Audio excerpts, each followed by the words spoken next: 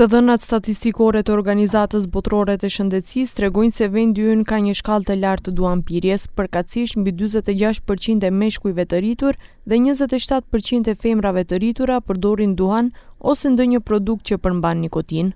Në ditën botërore pa duhan, Akim Ali, përfaqësuesi i OBSH-s, alarmon se gjatë një viti në Maqedoni 4.000 persona vdesin nga konsumimi i duhanit. More than 4,000 people die of tobacco-related deaths in this country. This is not inevitable, it is avoidable, it is preventable. And if we do nothing, in a country that is already struggling with very low population growth, that has impact on economic growth and productivity.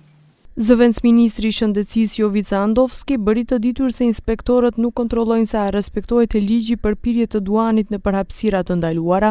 Ai paralajmëroi edhe ndryshimet të ligjit për konsumimin e duanit, teksa theksoi se po punojnë edhe për rritjen e taksave doganore. Сакам уште да повторам дека сме во завршна фаза, благодарам за помошта на Светска здравствена организација и се надам дека за брзо време ќе имаме дали нов или ќе има драстични измени на законот против пушење.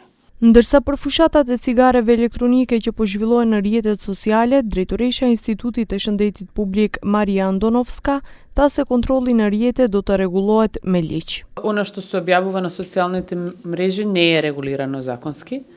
Една од нашите интенции пред се и како институт и како држава ќе биде тоа и таму, значи тој дел што се однесува на социјалните мрежи да најде свое место во законот, за да не се случува ова што не се случува во моментов. Shefi i zyrës së OBSH-s në Shkup në fjalimin e tij theksoi se 7 milion fëmijë në botë janë duanpirës. Ai tha se është shqetësuese fakti që 7 nga 10 duanpirës në vend kanë filluar të pinë duan që në moshë të hershme.